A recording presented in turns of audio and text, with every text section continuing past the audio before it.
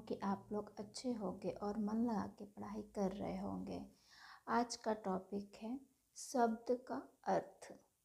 ठीक, शुद्ध शब्द इसीलिए बहुत इम्पोर्टेंट होता है, बहुत इम्पोर्टेंट रोल करता है। अगर हम शब्द का जो अर्थ निकलता है उसका अनर्थ हो जाता है अगर हम शुद्ध शब्द नहीं लिखते। अगर हम शुद्ध शब्द लिखते हैं तो उसका अर्थ भी अलग हो जाता है। तो इसी अर्थ को समझते हुए हमें शुद्ध शब्द को भी जानना चाहिए।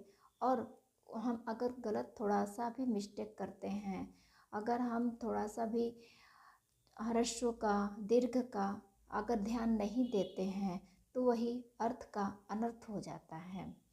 तो इसीलिए मैं इस टॉपिक को उठाई हूँ ताकि आप लोग इसको अच्छे से समझ सकें कि अगर हम गलत अगर लिखते हैं या हम शब्दों पर ध्यान नहीं देते तो वो शब्द क्या अर्थ निकलता है उससे हमको पता चल जाता है कि हम गलत हैं या सही हैं।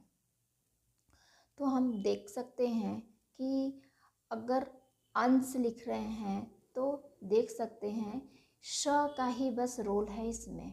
श, दंत श क्या अगर अंश है तो कंधा हो जाता है, और अंश अगर तालव्य श है तो हिस्सा हो जाता है अर्थ। तो इसीलिए कहते हैं श का अर्थ अगर हम सभी स को हम रख देते हैं कि ये सही रख देते हैं, वो सही लिख देते हैं, मगर तीनों का श का अर्थ अलग हो जाता है। इसीलिए हमें श का अर्थ का ज्ञान होना चाहिए।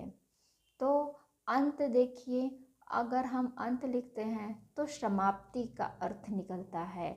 अंत्य लिखते हैं तो नीच या अंतिम हो जाता है। अंगना में शब्द एक सेम है, मगर देखेंगे चंद बिंदु और अनुस्वार का अंतर है। अंगना में अगर चंद बिंदु लगा देते हैं, हम अक्सर देखते हैं कोई अंगना में अनुस्वार ही लगा देता है, तो अनुस्वार अगर लगा देते हैं तो वो अर्थ अलग निकलता है। अगर हम चंद्र बिंदु लगाते हैं तो हम वहाँ पर अर्थ अलग निकलता है। तो हम देख सकते हैं कि अंगना का है आंगन और अंगना, ठीक है। अंगना क्या है? स्त्री।